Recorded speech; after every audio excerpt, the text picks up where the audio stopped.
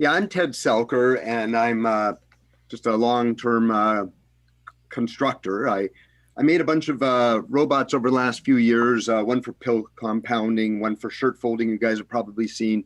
They had hundreds and hundreds of parts. Now I got so frustrated, I went and made a one-dimensional robot for making tomographic ultrasonic scans of limbs. And here's its head. It's been self-funded for 3 years. I guess I put it aside for a little bit to work on some COVID-related things part of this year. The idea is to be able to make a 3D representation of soft tissue in a limb, in your arm. For example, this one right now, I had ultrasounded a couple days ago because I've got an infection that ultrasound was able to find. Right here is a surgery that I had on my arm because I had a torn epicondyle ligament that I had to wait 20 years to get diagnosed by MRI because they were too cheap back at the beginning when I got hurt. So anyway, here are some images from my portable imager. This is, let's see, I'll get this out of the way. This is, the first one is an elbow.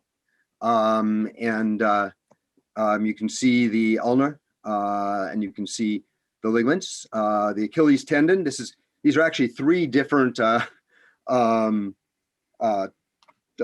reconstructions approaches that we've tried. We've built a variety of and actually made several approaches at every single part of this. So there's my Achilles tendon. You can see it as that groove in this one, and you can see these little wigglies. Those wigglies are actually varicose veins in my legs. I won't show you my legs; they're too ugly. Basically, the problem is that soft tissue problems are prevalent. There's 6 million trigger fingers a year. In fact, I've got a little bit of surgery you can see on my hands from that. Varicose veins, 4 million in this country. Epicondylitis, that's the gripper. It's another 3 to 10 million. There's a lot of people, with plantar fasciitis. You've heard of that. 3 million. Carpal tunnel is also an important thing. I think it might be bigger than that. Depends how you count, where you go, where you get these numbers. And the problem is that MRIs are the gold standard for looking at soft tissue. And a lot of times we do everything we can to avoid them because they're expensive. So X-rays are 50% of the radiation people get in the United States. And pre-authorization for these expensive scans can impede diagnosis and treatment, not only in this country, but even more so other places. And and X-rays, of course, aren't as good for soft tissues diagnosis as ultrasound or MRIs. So the ultrasound imaging is now starting to get trained in medical schools, but anybody that that was around before, most doctors don't have training in it. So the other interesting thing with a mobile device is that there's maybe 200,000 sports venues in this country, like football fields where people limp off the football field and decide whether or not they should run back on or not. And this thing, we'll hear a little bit more about it, but I can do a scan in 20 seconds. So right now there are options for inexpensive scanners like never before. The Butterfly is a micro-machined instead of a piezoelectric style ultrasound scanning head, but they actually seem to only last a few years, and they're handheld. And the thing I want to talk about in a minute is what I mean, why handheld's a problem. Intersom makes a handheld one for $3,500, Philips for twice that.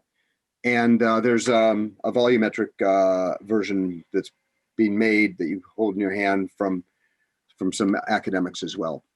The thing I guess I'm going to mention is that when you hold it with your hand, it's like looking through a pinhole, and the whole process is building an image in your model in your mind from this pinhole. What I'm doing is I'm taking 128 scan heads and I'm rotating it around. So I'm making a volume, and I'm doing it from a characteristic point of view in a bath of water, and that bath of water allows it to get a good image, not deforming the tissue, and doing it without having the 3 years of training that an ultrasound technician typically requires, even to get certified. And then they always say it takes another few years to get even great.